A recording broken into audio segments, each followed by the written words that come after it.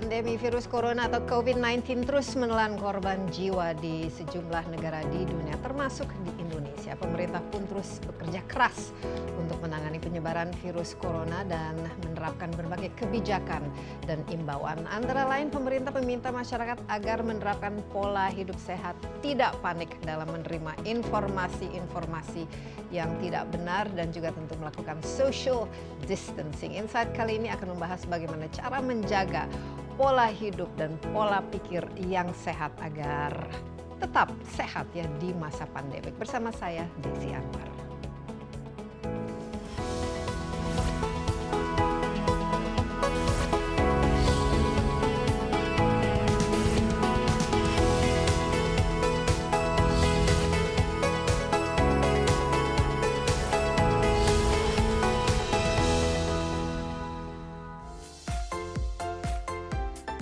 Sebagai pekerja, kita memiliki beragam rutinitas. Pekerja kantoran misalnya yang menghabiskan sebagian besar waktu di dalam kantor. Namun dengan adanya pandemi COVID-19, rutinitas tersebut berubah. Para pekerja kini sebagian besar harus bekerja dari dalam rumah dan membatasi interaksi sosial secara tatap muka langsung. Perubahan ini bisa membawa dampak pada kesehatan mental pekerja.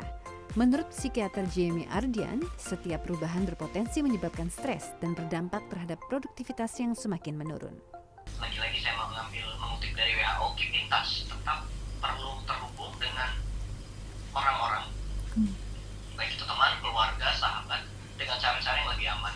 Ada sosial media, kalau pengguna Google ada Google apa Hangout ya, ada FaceTime, ada Skype.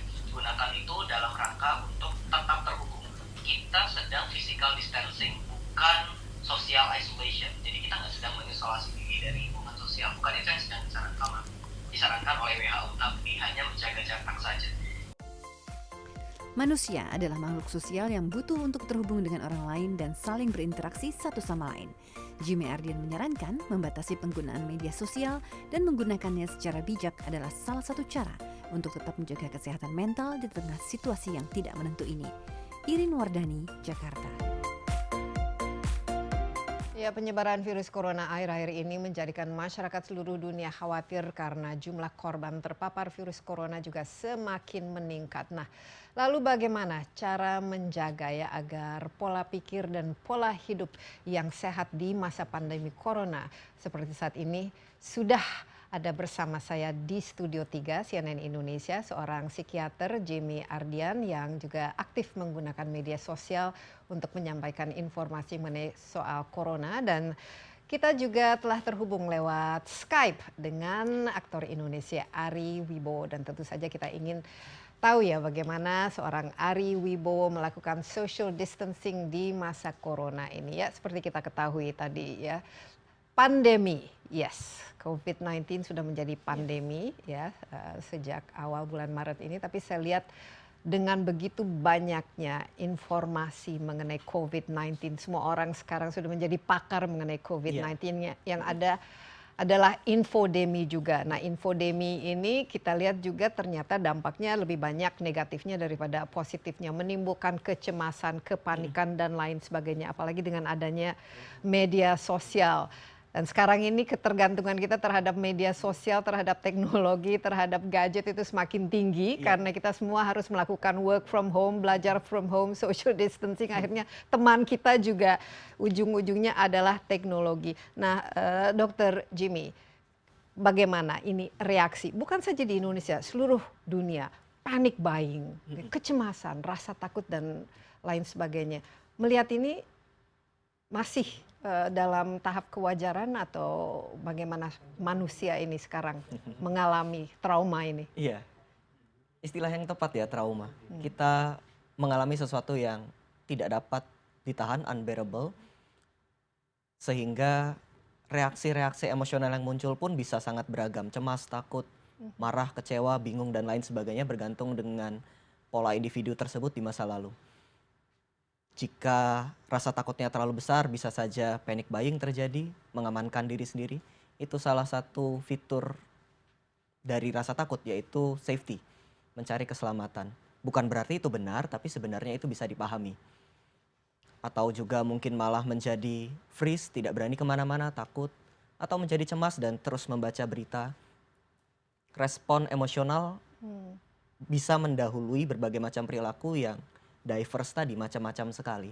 Nah, apa yang membedakan? Ya, misalnya kan ada yang mengatakan bahwa wah telah mengalami situasi perang, wah setelah mengalami situasi yang menakutkan, 9/11 dan lain sebagainya, tapi belum pernah saya melihat dunia itu begitu panik, begitu takut ketika menghadapi COVID-19 ini. Apa yang membuat ya pandemi ini kali ini jauh lebih besar ketimbang misalnya saat SARS beberapa tahun yang lalu? Ini belum pernah dirasakan seperti ini taraf tingkat kecemasannya. Ada fitur-fitur yang membedakan memang antara pandemi yang satu ini, COVID-19 dengan SARS dengan 9/11.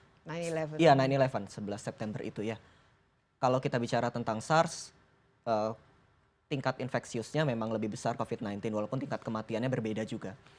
Tapi pada saat SARS Indonesia cukup bisa menghandle pada saat itu. Sementara di sini jumlahnya meningkatnya cukup besar. Sehingga respon dari pemerintah saya rasa juga sudah cukup wajar dengan tingkat yang seperti ini. Berbeda juga dengan 11 September, ada penulis bagus di Psychology Today waktu itu menuliskan apa yang membedakan trauma pada saat itu dan pada COVID-19. Kenapa sekarang terasa berbeda? Karena sekalipun pada saat itu terasa berat, dan memang berat, bukan menyangkal hal tersebut, tapi setidaknya ketika kita pulang kita mendapatkan support sosial, kita bisa memeluk, kita bisa bercerita dengan teman tanpa menjaga jarak. Sementara di sini kita kehilangan sebuah kebutuhan yang sebenarnya sangat penting buat manusia, yaitu kebutuhan sosial.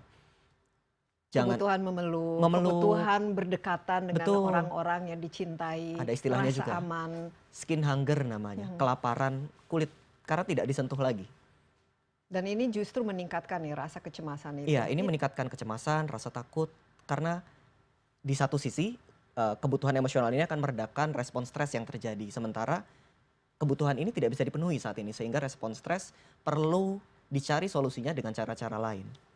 Kalau misalnya terjadi yang panic buying dan lain sebagainya, walaupun sudah diberitahu bahwa tidak perlu panic buying, tidak ada barang yang langka, seperti kita lihat di negara-negara yang berkembang itu, panic buying ini toilet paper, tisu toilet, tisu toilet, yang sampai orang juga tidak mengerti kenapa ini dilakukan, apa sebenarnya yang terjadi di dalam pemikiran orang-orang yang melakukan panic buying. Ada satu area di otak kita, namanya amigdala, itu organ yang cukup kecil di tengah. Fungsinya adalah mengatur fear, rasa takut. Ketika amigdala aktif, ketika fear aktif, area otak yang lebih modern, dalam hal ini otak depan untuk berpikir, itu shutdown, mati. Jadi ketika kita begitu takut, intens, kita cenderung tidak bisa berpikir.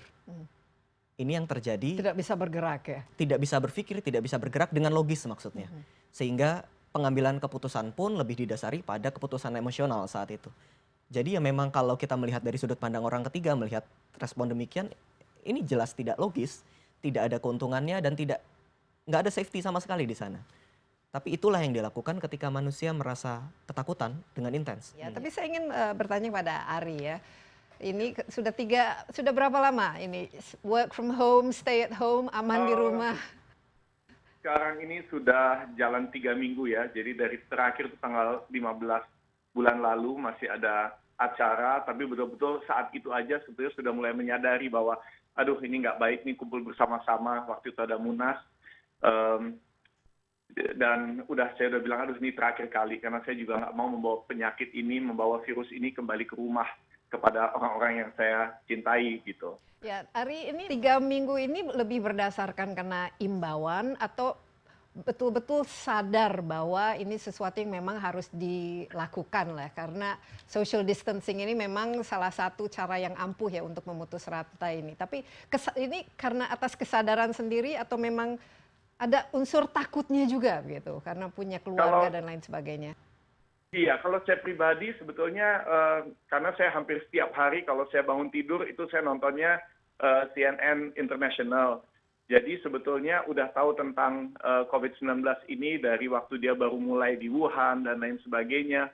Dan dari situ tuh udah timbul rasa keingintahuan, ingin tahu lebih banyak lagi bagaimana kita bisa survive, bagaimana kita bisa melewati masa-masa ini, dan ya sebetulnya dari awal sih sudah ada head start Ya, istilahnya. oke. Jadi Ari sudah 3 minggu ini di rumah. Apa-apa saja yang dikerjakan? Ini sesuatu yang menyenangkan atau justru menambah stres ini? Apalagi bagi seorang Ari yang selalu begini. aktif. Selalu bisa dilihat dari dua sisi, ya kan. Pasti stres kalau dipikirin bahwa kita tidak ada penghasilan, tidak ada pemasukan karena memang kita lagi tidak bisa terlalu produktif seperti biasanya. Tetapi senang juga karena ini adalah kesempatan kita bisa lebih dekat dengan keluarga, dengan anak, dengan istri. Kalau sebelumnya selalu sibuk syuting, apalah sekarang tuh kita bisa main monopoli, main catur, main kartu, sesuatu yang kita bisa lakukan bersama-sama. Ya, nah Dokter Jimmy, ini kalau manusia ini disuruh social distancing, physical distancing itu memang susah sekali karena kita sebagai species atau makhluk itu we're social animal ya. Ya, Jadi ketika kita harus jaga jarak, apalagi tidak bersentuhan, tidak bisa memeluk dengan leluasa, itu apa yang terjadi pada tubuh kita itu sebenarnya? jadi pada saat kita stres, ada hormon yang keluar itu namanya oksitosin. Oksitosin itu yang keluar ketika ibu melahirkan, menyusui. Oksitosin itu nama cantiknya cuddle hormon. Ketika kita saling mencintai, berpelukan, keluar oksitosin dan rasanya menyenangkan sekali. Sayangnya ketika kita stres, oksitosin pun keluar. Secara natural ketika seseorang stres, dia seperti ingin butuh orang lain untuk entah sekedar melindungi, bicara, mendengarkan dan lain sebagainya. COVID-19 membuat kita stres. Dan kita dari dulu makhluk sosial, kemudian oksitosin keluar tapi kita tidak bisa melakukannya karena ada perintah untuk physical distancing. Jadi ada stresor baru di sini, yaitu kita tidak boleh menyentuh sekalipun kita butuh. Bagaimana stay safe tapi stay sane menjadi agak sulit di sini ya. Nah kalau menimbulkan stres itu secara fisik ya, apa yang kita rasakan? Karena apalagi sekarang kalau kita mendengarkan ada, misalnya kita ketemu dengan dokter ya, dokter mata misalnya, atau dokter ini langsung kita, aduh dok ini gigi saya atau mata saya ini sekarang mungkin orang lebih merasa yang istilahnya psikosomatis ya, Iya. langsung kok tenggorokan saya gatel ya, wah saya batuk ya, jangan-jangan. Nah ini apa sebenarnya yang itu terjadi kepada tubuh kita sehingga kita mungkin bahkan bisa merasakan ini apa tuh simptom-simptom Iya. atau gejala yang ini membuat kita juga tambah cemas ya. Sebelumnya mungkin kita sudah cemas dulu sebelum tambah cemas. Masuknya berita dengan jumlah yang berlebihan atau pemikiran kita yang begitu cepat memikirkan kekhawatiran tentang masa depan atau ketakutan kita dengan topik-topik spesifik bisa saja dalam intensitas yang cukup panjang membuat tubuh kita tidak kuat. Stres itu tidak hanya dirasakan oleh perasaan atau pikiran, tapi juga oleh tubuh. Hormon stres keluar, denyut jantung meningkat, tenggorokan terasa kering, perut akan melambat pencernaan, mungkin jadi begah, mungkin jadi sobat GERD atau sobat MAH begitu ya. Atau mungkin juga nyeri kepala, nyeri otot yang diakibatkan juga karena hormon stres yang keluar. Secara fisik memang ada perubahan pada tubuh ketika kita stres. Yang jika ini tidak dikenali dan diselesaikan, bisa jadi psikosomatis akan muncul. Iya, dan ini juga bisa lebih parah ya stresnya itu sendiri terhadap tubuh ya. Iya. Mungkin ya bisa dibandingkan dengan mendapatkan virusnya itu sendiri ya. Ini apalagi kalau dirasakan terus-menerus ya Terus-menerus, stres ini. Karena bisa nanti memicu menjadi penyakit. Kita istirahat sebentar ya Dr. Jimmy dan juga Ari. Kalau Anda masih di sana bersama kami, bersama Skype, tetaplah. Saya bisa dengar tapi gambarnya hilang. Iya, kita istirahat sebentar ya Ari, tapi tetaplah bersama kami. Insight with Desi Anwar akan segera kembali.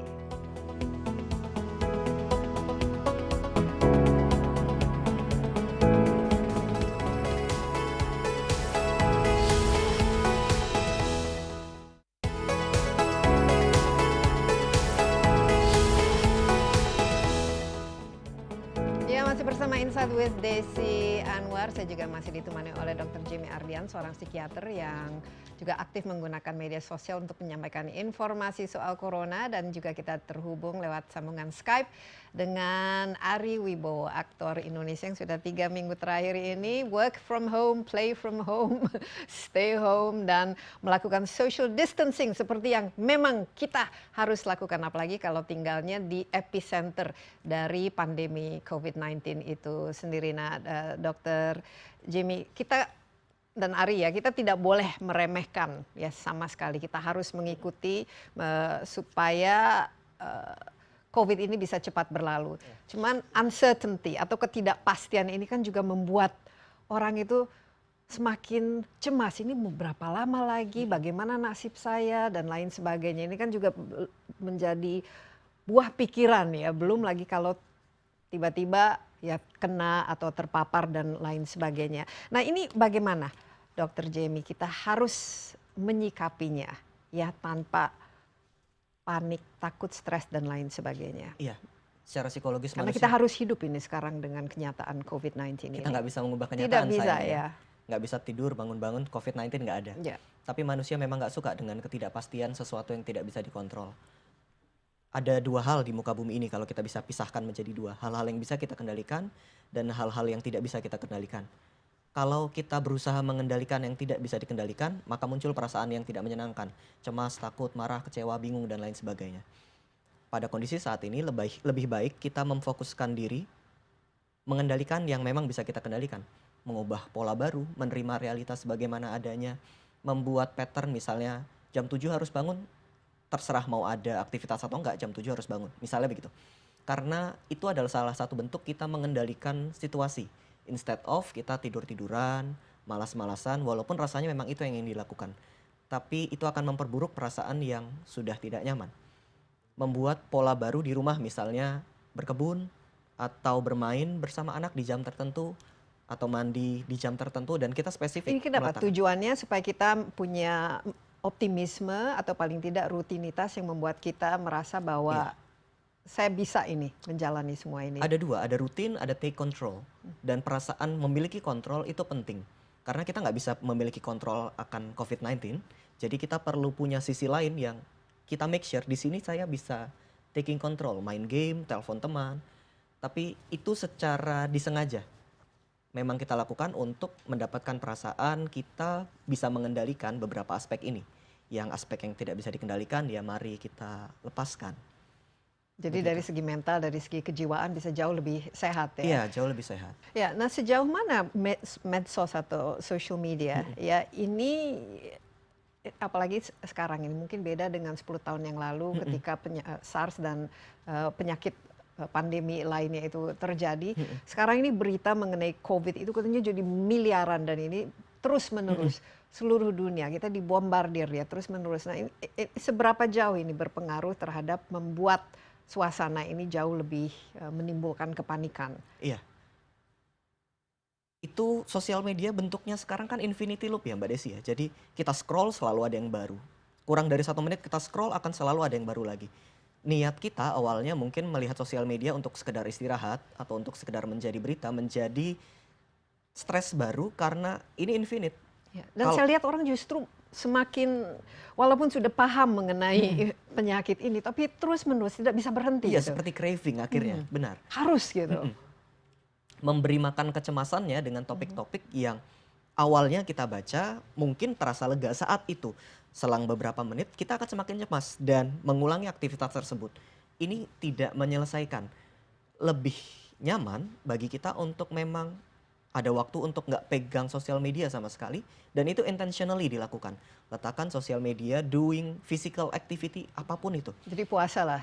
Ya, puasa sosial media. Puasa sosmed ini demi kesehatan mental kita. Tapi ya memang agak susah sih sekarang, apalagi dengan social distancing ini, kita mau tidak mau akhirnya ya scrolling lagi, kita nonton TV juga beritanya itu, kita baca koran, kita lihat Twitter, Instagram, dan lain sebagainya, semuanya berita COVID.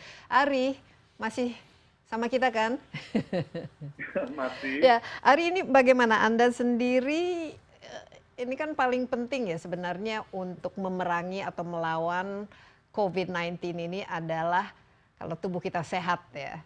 imunitas ini sangat penting. Apa-apa saja, Ari, yang Anda lakukan untuk memastikan bahwa Anda itu tetap sehat dan bugar gitu? Karena kuncinya memang itu, daya tahan kita. Betul. Ya, satu yang pasti menjaga makanan. Saya belakangan ini jadi lebih sering minta istri masak di rumah aja ketimbang kita beli makanan dari luar seperti biasanya. Kita tidak pernah tahu masalah higienisnya kan. Ya, selain itu tentunya juga latihan fisik, olahraga di rumah, dan mungkin tambah dengan suplemen, vitamin C katanya kan buat daya tahan tubuh, vitamin E, kemudian juga jemuran di matahari pagi jam 10, katanya juga itu membantu karena kita kan tahu virus ini juga agak rentan terhadap panas ya, jadi ada baiknya kita juga mendapatkan vitamin D dari matahari, dan selain itu mungkin yang paling penting ya seperti yang tadi udah dikatakan, punya pikiran yang positif, stop thinking negatif, kita melihat yang baiknya aja bahwa suatu saat ini akan berlalu. Tapi mungkin yang menjadi pertanyaan kita semua, berapa lama akan seperti ini? Ada tips-tips sendiri, cara sendiri, Ari, untuk hidup bersih, sehat, dan kuat?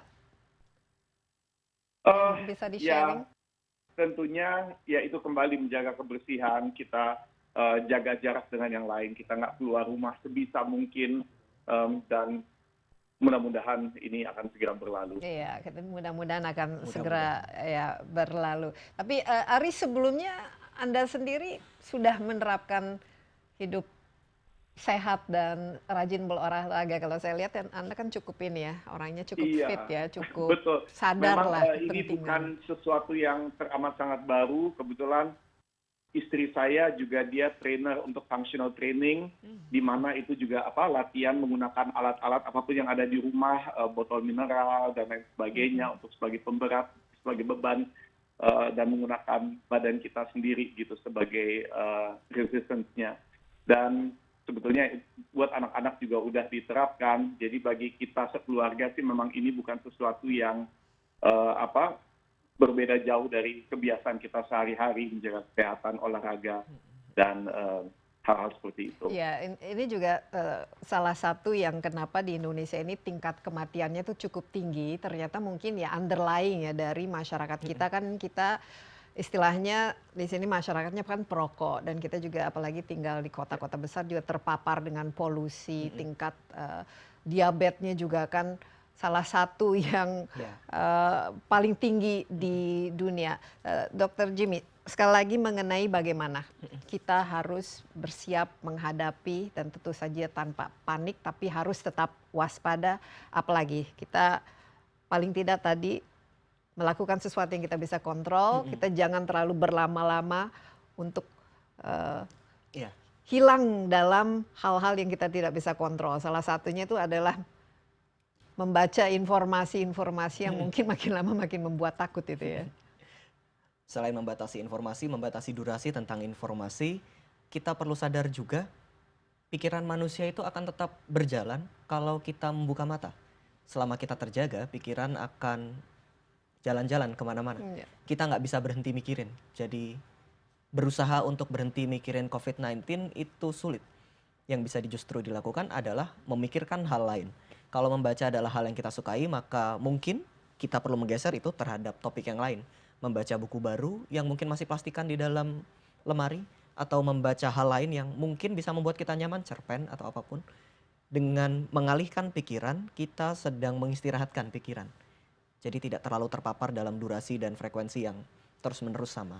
Ya, Ari, Anda sendiri bagaimana? Berapa jam per hari itu scrolling di media sosial atau hilang dalam informasi-informasi COVID? Atau sekarang sudah mulai dijaga, mulai puasa lah sedikit-sedikit? Iya, memang saya followersnya kan di Instagram juga lumayan banyak. Jadi memang dari awal juga saya berusaha melakukan bagian saya lah untuk memberikan warning, untuk memberikan informasi-informasi. Cuman ya memang seperti yang tadi dikatakan, kita harus hati-hati apa yang kita sampaikan.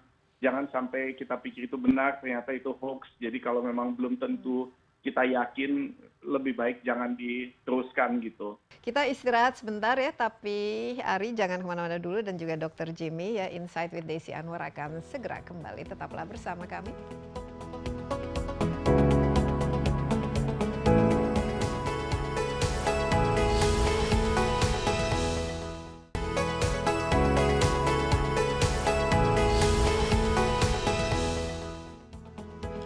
Iya, Anda bersama Insight with Desi Anwar. Topik kita kali ini bagaimana tetap sehat ya, jiwa, raga, dan mental di masa COVID-19. Saya ditemani oleh psikiater Jimmy Ardian dan juga Ari Wibowo lewat Skype ya.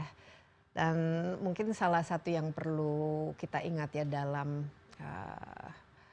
memerangi atau melawan ya COVID-19 ini, pada akhirnya ini tanggung jawab masing-masing. Karena kita harus menjalankan social distancing, kita harus menjaga jarak walaupun begitu susah, tapi kita juga yang paling penting adalah menjaga kesehatan, menjaga imunitas itu sendiri. Ini berarti kalau misalnya kita merokok atau punya kebiasaan-kebiasaan yang tidak sehat, mau tidak mau kan harus berubah, harus mengubah. Dan ini mungkin tidak menyenangkan ya bagi kebanyakan orang. Change is difficult ya. Orang yang biasanya tiap hari ke kantor, punya rutin, tiba-tiba harus bekerja di rumah. Orang yang anak-anak mungkin biasa bermain di sekolah, tiba-tiba harus di rumah bersama orang tuanya. Dan ini juga mungkin stres bagi orang tuanya. Tapi perubahan ini sebenarnya akan menjadi the new normal, saya rasa. Ya.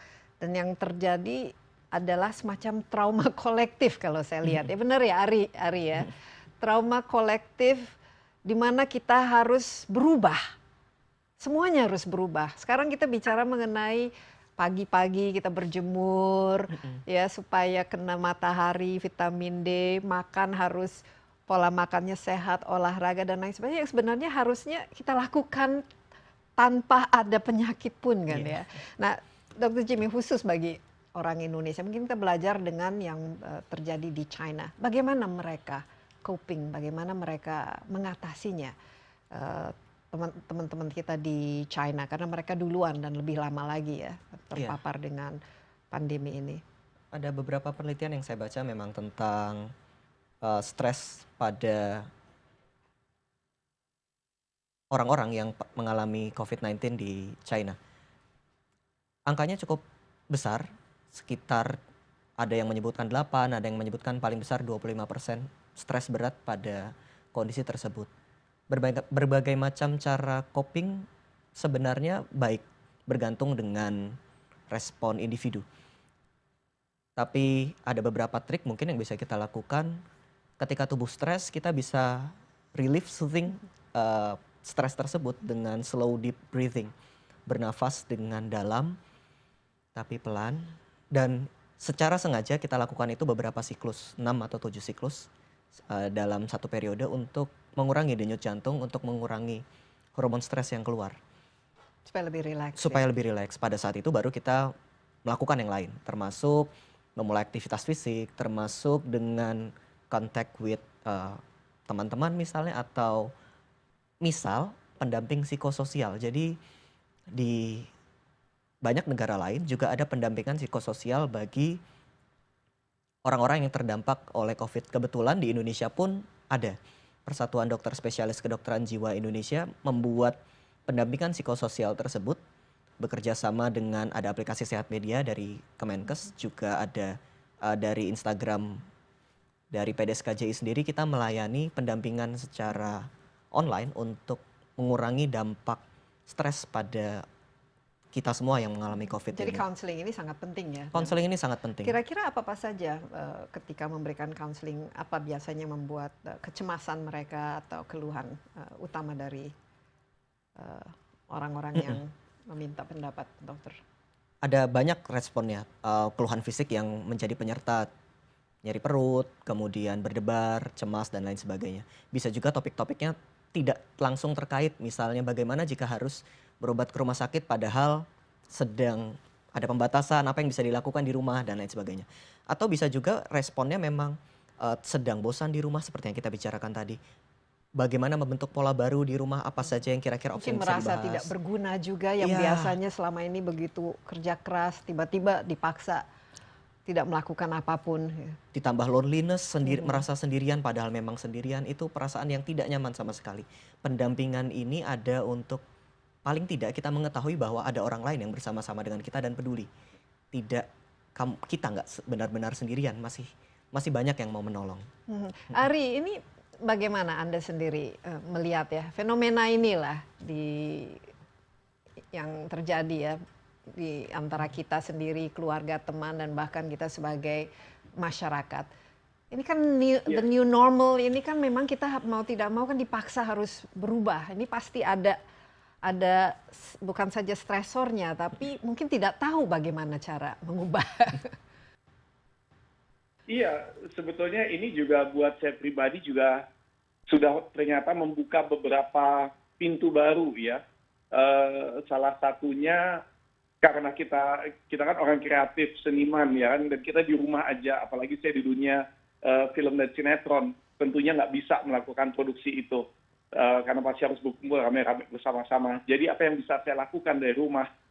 Akhirnya kita kolaborasi, saya bersama beberapa partner, kita membuat lagu dengan penyanyi Indonesia. Kita bikin satu lagu yang umum tentang corona, memberi support, memberi semangat. Kemudian juga ada satu grup lain lagi bikin lagu rohani juga tentang corona. Jadi walaupun saya bukan penyanyi, tapi akhirnya saya ikut masuk di situ. Apapun yang bisa saya lakukan untuk membantu, saya lakukan. Iya. Justru kita lihat di sini salah satu yang atribut ya yang kita miliki di Indonesia ini, semangat gotong royongnya itu bisa keluar ya dalam saat-saat seperti ini. Anda sendiri bagaimana Ari melihat apalagi dengan follower yang begitu banyak, komentar begitu banyak, bagaimana orang Indonesia menyikapi COVID-19 ini kalau kita bandingkan dengan di negara-negara lain? Apa yang khas gitu ciri-cirinya? Ya, itulah saya lihat memang kembali ada pro dan ada kontra. Ada yang memikirkan diri sendiri, dia langsung belanja banyak untuk diri sendiri. Ada juga justru yang membuat masker, memberikan pada orang lain. Saya juga ada restoran, kita juga support makanan buat perawat, buat dokter. Jadi ini ketakutan ini itu benar-benar mengeluarkan aslinya kita, aslinya pribadi kita. Ada yang justru jadi mementingkan kepentingan sendiri, ada justru yang ingin tahu ini adalah sesuatu pandemik yang udah banyak sekali orang yang kena oleh ini dan berusaha melakukan sesuatu yang bisa dilakukan. Tapi ada juga yang meremehkan kan, in denial atau menganggap ini enteng atau tidak penting, apalagi di awal-awal ya. Itu. Dan yang saya takuti ini saat ini adalah kita sudah mau masuk Lebaran, orang pengen mudik pulang kampung, sementara kan di Jakarta ini memang epicenternya COVID-19, COVID-19 ini gitu. Jadi justru saya takut dengan mereka pada mudik pulang kampung justru akan makin menyebar virus ini kemana-mana, di mana mungkin di kampung mereka tidak terlalu baik fasilitas kesehatannya. Kalau misalnya dengan anak-anak ya, Ari, bagaimana menjelaskannya supaya mereka juga paham, tapi juga tidak cemas, tapi juga bisa menerima keadaannya, karena biasanya kan anak-anak kan harus merasa aman ya, tapi kalau melihat semuanya tuh berubah dan apalagi orang tuanya juga cemas dan lain sebagainya, itu bagaimana? Apa yang Anda lakukan? Iya, memang dari awal sudah saya terangkan, untungnya mereka sudah cukup dewasa, mereka sudah memahami, anak saya usianya 10 dan 11 tahun, jadi memang mereka tidak bisa main keluar seperti biasanya, tetapi untungnya memang anak-anak sekarang kan juga lebih banyak main di rumah, main konsol gaming lah, online. Jadi sebetulnya makanya yang tadi saya bilang, untungnya kita masih ada listrik, masih nyala, internet masih ada. Jadi sebetulnya masih bisa ditanggulangi. Dr. Jamie dan Ari, kita istirahat sebentar, tapi jangan kemana-mana dulu ya. Masih ada segmen lagi yang akan kita lalui sesaat lagi bersama Insight with Desi Anwar.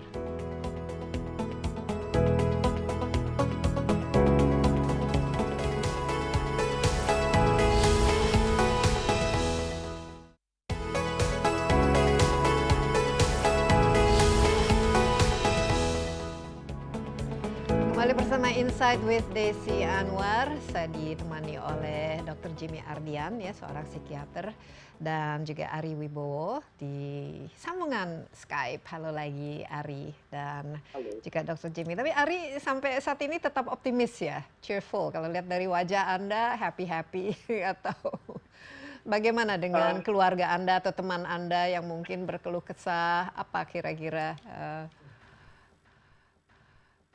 Ya, begini, untungnya buat beberapa dari kami memang ini agak lebih ringan dibanding buat orang lain ya, karena kita masih ada tabungan. Jadi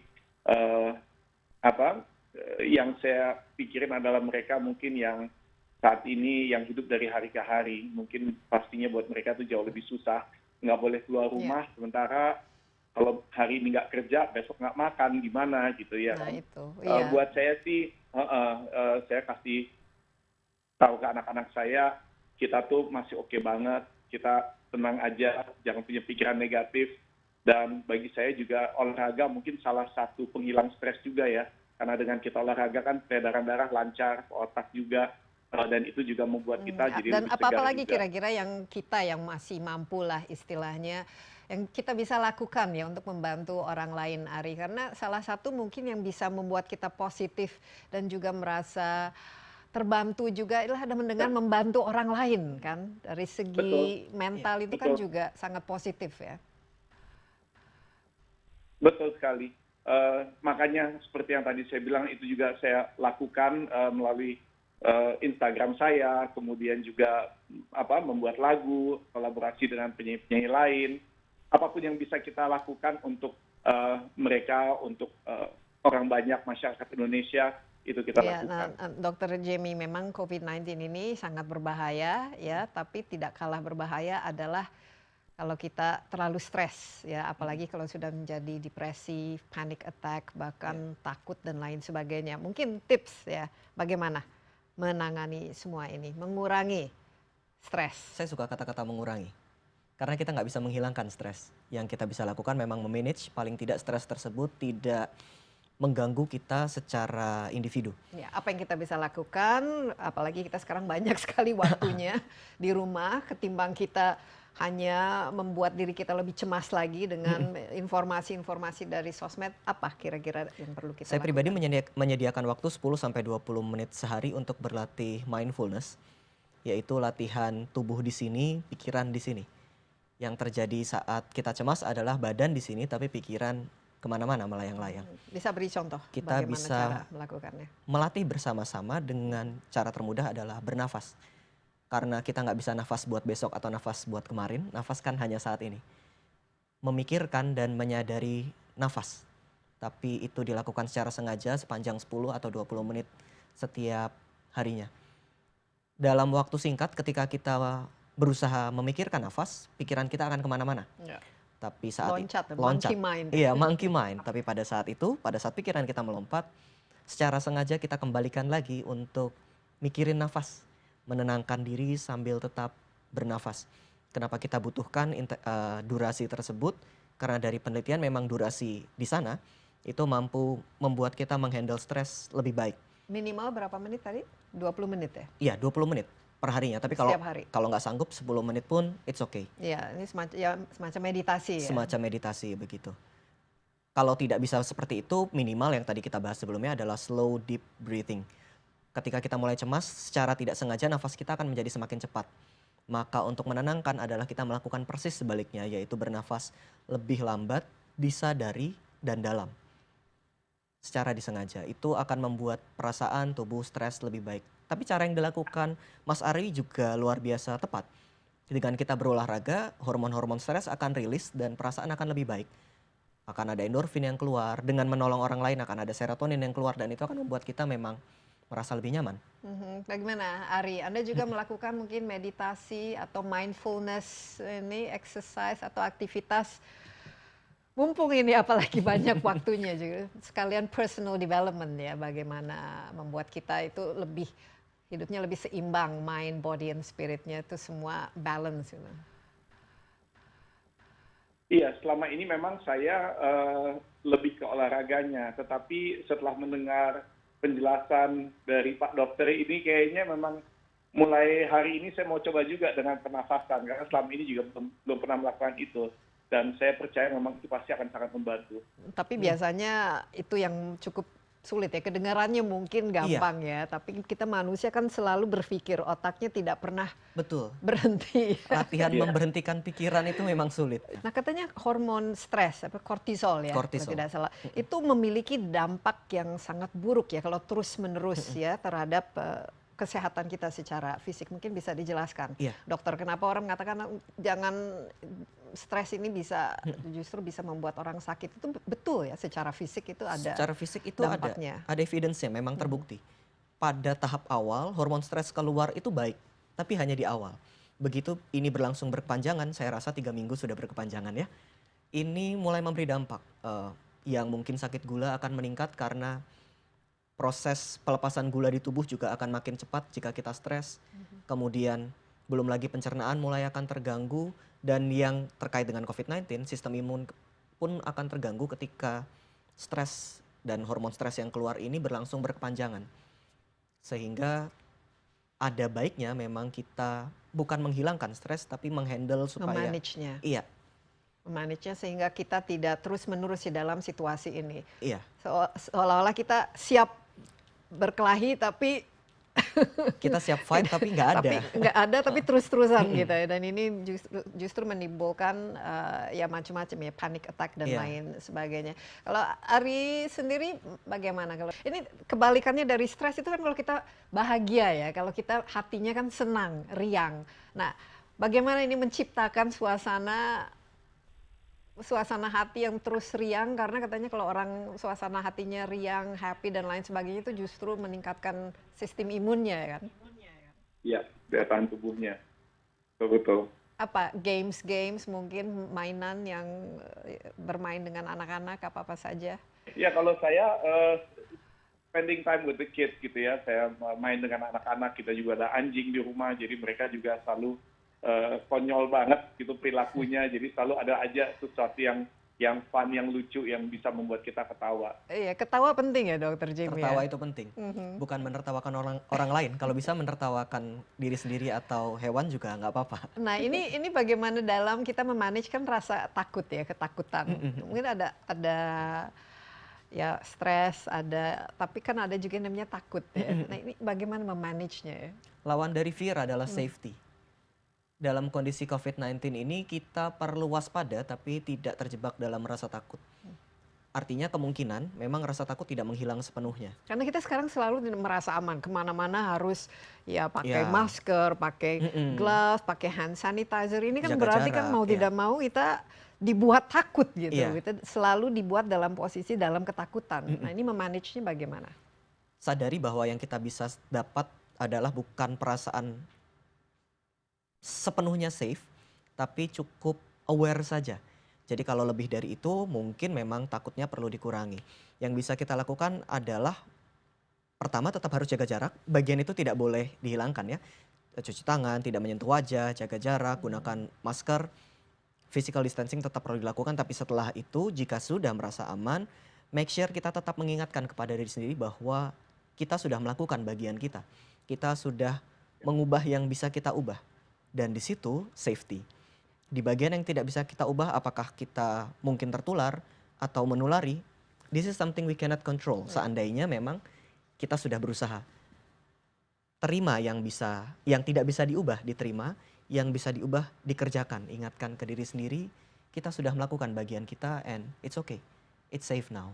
Iya, jadi yang penting kita tanggung jawab terhadap apa yang kita bisa lakukan, tapi jangan terlalu merasa ketakutan ya dengan Iya. hal-hal yang kita tidak bisa Kendalikan, kontrol ya, iya. karena ya rasa takut itu justru bisa berdampak sangat negatif ya kepada kesehatan kita. Kita istirahat sebentar, Iya. Dr. Jimmy dan juga Ari, masih ada satu segmen lagi, jadi jangan kemana-mana dulu. Insight with Desi Anwar akan segera kembali.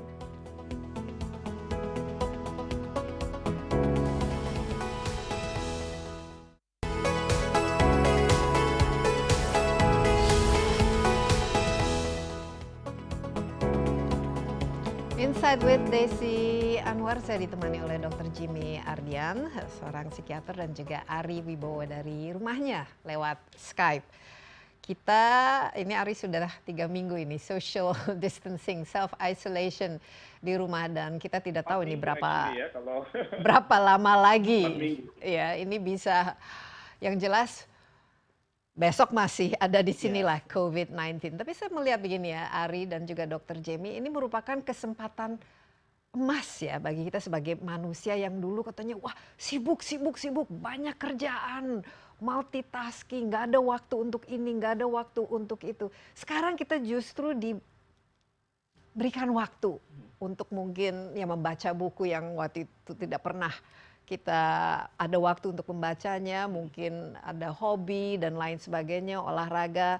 Jadi sebenarnya kalau kita manfaatkan dengan baik, ini bisa menjadi sesuatu yang positif. Bahkan mungkin kalau kita melihat ke belakang nanti, suatu hari kita kembali ke hidup yang normal, bisa menjadi suatu, ya waktu itu enak ya ternyata kita social distancing. Bagaimana, Ari? Apa kira-kira yang kita bisa betul-betul manfaatkan lah? Ya, kalau menurut saya memang ini kesempatan emas. Biasanya saya tuh jarang sekali ketemu dengan anak-anak saya. Mereka sekolah dari pagi sampai sore. Saat mereka pulang ke rumah sore hari, saya sudah di lokasi syuting. Baru pulang malam, besok pagi mereka udah berangkat kerja. Mereka udah berangkat sekolah, saya baru bangun tidur. Jadi ini waktu yang sangat baik untuk kita bisa menjalin hubungan antara suami dengan istri, mengembalikan the spark, ya kan, kemudian juga hubungan antara orang tua dengan anak, dan ya coba cari cara-cara baru untuk kreatif. Contohnya saya dengan kolaborasi bernyanyi dan lain sebagainya. Memang ini perubahan yang lumayan drastis, tapi we have to do it, dilakukan. Mungkin juga bisa kita gunakan waktu ini untuk merefleksi ya, mengenal diri kita sendiri ya, lebih lagi kan, Ari ya. Mungkin selama ini kita tidak pernah ya, selalu pasti sibuk dengan. Ini dirasakan ada perubahan mungkin karena lebih banyak waktu untuk memikirkan, mungkin menganalisa, merefleksi tujuan hidup saya, apa yang saya lakukan selama ini. Sempat. Ya pasti, itu ada, sangat ada, dan juga malah bahkan agak malu juga bilangnya. Jadi lebih mengenal istri sendiri juga, karena kita 24 hours together gitu sekarang kan. Yang sebelumnya mungkin cuma bisa ngobrol 1 jam bareng, kadang-kadang nggak ngobrol sama sekali karena nggak ketemu. Sekarang malah jadi lebih mengenal. Iya, gitu. nah Dr. Jimmy pasti kan juga yang meminta counseling dari Anda nih bagaimana menghilangkan rasa ketakutan, kecemasan, mungkin kesepian dan lain sebagainya. Bagaimana kita mengubah ya situasi yang kita bisa yang harus kita lakukan sekarang ini, yaitu social distancing, physical distancing, self isolation menjadi sesuatu yang sangat baik, positif bagi kita secara fisik maupun secara mental.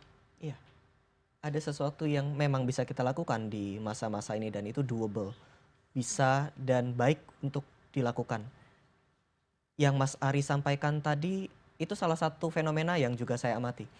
Dengan bertambahnya jumlah interaksi antara keluarga, ini sebenarnya bisa dimanfaatkan untuk kita mulai kembali reconnect lagi dengan keluarga, walaupun di sisi lain atau ada report juga yang mengatakan bahwa angka perkelahian juga semakin banyak kalau ribut di rumah.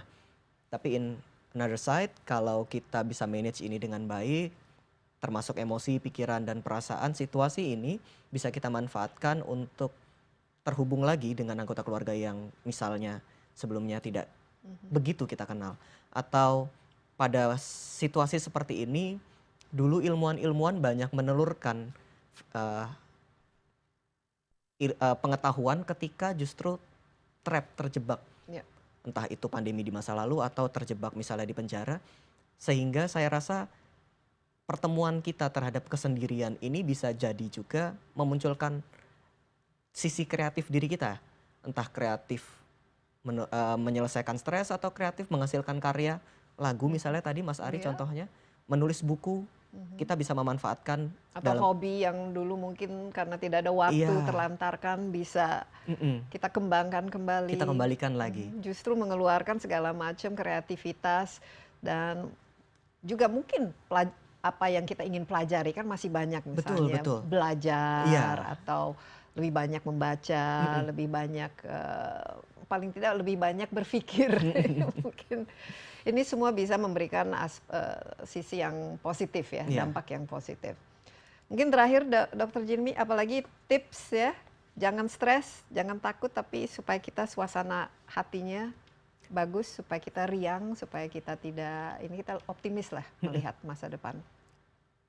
Pesan saya, manage yang bisa kita manage, ikhlaskan yang tidak bisa kita manage. Jangan pernah berusaha mengubah yang tidak bisa kita ubah. Itu melelahkan. Yang bisa kita ubah, jangan diam saja. Karena kalau kita diam saja pun situasi tidak berubah. Maka lakukan yang memang hal-hal yang bisa kita ubah.